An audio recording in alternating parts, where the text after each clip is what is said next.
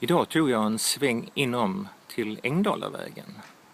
Till den gatan där jag bodde som liten kille.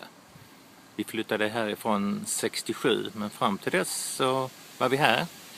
Detta är 28 som ni ser här, Ängdalavägen 28. Den flyttade mor och far över gatan till Ängdalavägen nummer 31. Och här har vi väl allra mest minne av allting. Vi bodde här uppe på andra våningen. Fönster precis här vid Löven var mors fars sovrum och nästa var syster och mitt sovrum. Och så var det då stora rummet där på den sidan. Så här har man lekt väldigt mycket. Och jag hade en kompis som hette Paul och heter Paul. Han bodde här. Han hade sin syster och sin mor. Pappa var sjöman och han var ju aldrig hemma så mycket.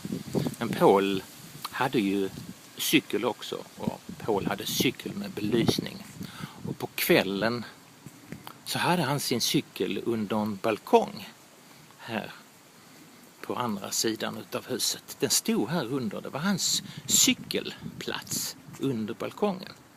För då såg det inte riktigt ut så här.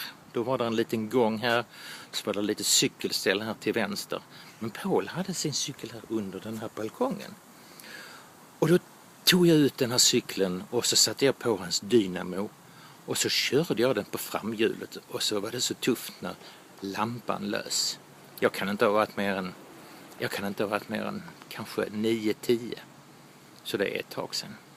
Och här var stora leken där borta. Man tyckte den var så jättestor. Men det är ju ingen stor leka. Det är ju en vanlig lekplats idag. Det är inget större alls. Och så hade vi kojor och sånt här inne. Ja, tiden förändras och husen består. Så vi bodde här.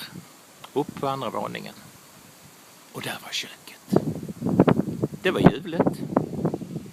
Det var Ängdalavägen.